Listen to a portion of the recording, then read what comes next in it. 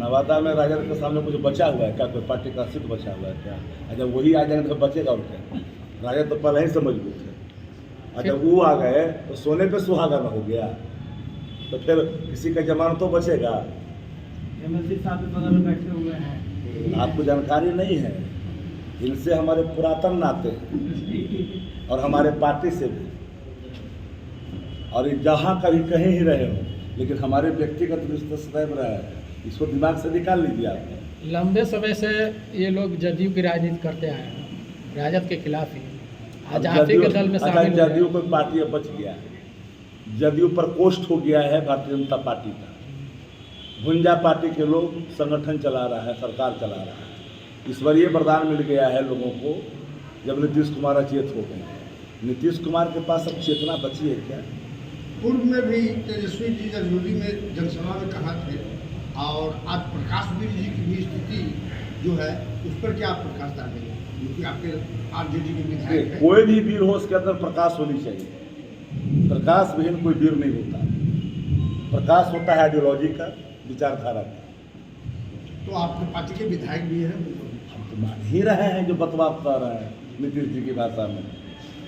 हम तो आप ही के बतवा मान रहे हैं। जो भी लोग आ रहे हैं सब टिकट के लिए ही आ रहे हैं। ये बात आपको किसने कहा? शक्ति जी अपनी भाषा में क्या कह रहे हैं, नीतीश जी की भाषा में तो आप जवाब दीजिए। हमने अपनी भाषा में पहले ही कहा कि हमारी पार्टी आइडियोलॉजी बेस्ड है। हमारी पार्टी ने कभी जीवन पर्यंत फिरका प्रस्तावगत कौमल ताकत से कोई कंप्रोमाइज नहीं किया। ये हमारी पहचान है।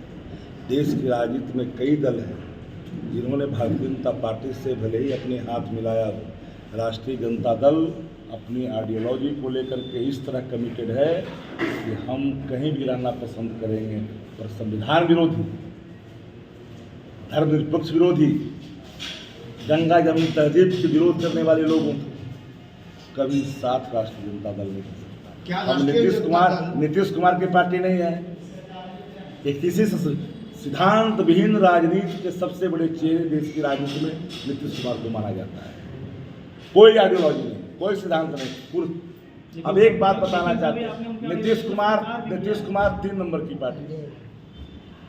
20 वर्षों में कभी भी अपने पैरों पर अकेले सरकार बनाने की ताकत नहीं हुई। बैसाखियों के सहारे रहे। क्यों? इसीलिए रहे, उन्होंने सर्टेन लोगों की राजनीति।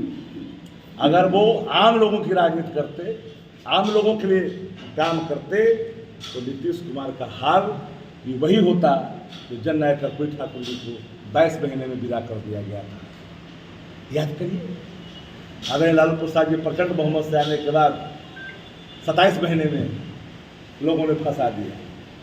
इसलिए बैकबेंचर ऑफ द सोसाइटी, जो हाशिए पर लोग हैं, शैक्षणिक रूप से, आर्थिक रूप से, सामाजिक रूप से, उसको सशक्तिकरण, एम्पावरमेंट की दिशा में लाना और मुख्यधारा में जोड़ना कोई आसान काम नहीं है।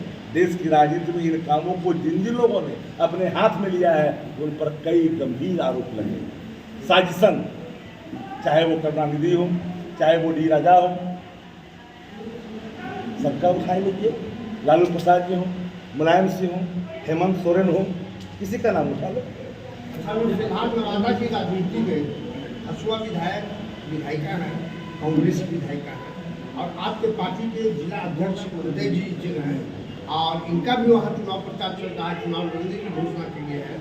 और मर्तन सिंह जी कांग्रेस के हैं जो दार्शनिकगंज के हैं, और उधर अशोक महतो जी भी दार्शनिकगंज चुनाव लड़ने। इंडिया अलायंस की बैठक में जिन दलों के हिस्से में जो सीट जाएगी वो साफ साफ हो जाएगा। लेकिन इंडिया गठबंधन का हर घटक दल 243 विधानसभा पर मिलकर के चुनाव लड़ेगा। सवाल नंबर 1, ये बात जान लेनी चाहिए। साफ साफ दल के अंदर अपनी बात को रखने की आज़ादी सभी कार्यकर्ताओं को, लेकिन दल का निर्णय अंतिम निर्णय। उस निर्णयों पर आगे बढ़ करके दल को और अलायंस को जीत सुनिश्चित करवाना एक कार्यकर्ताओं का पहला कर्तव्य है और पहला यही सिद्धांत भी है। अच्छा सर, अभी घोषणा कर रहे थे आप लोग कि जो है कि संसद से कब आएंगे हम लोग के पास, जानकारी दिया जाए। अब तो सुनिए कि 9 तारीख के बतवा आ गया है, सुनिए कि 9 तारीख तो बताइए नहीं है। 9 जुलाई।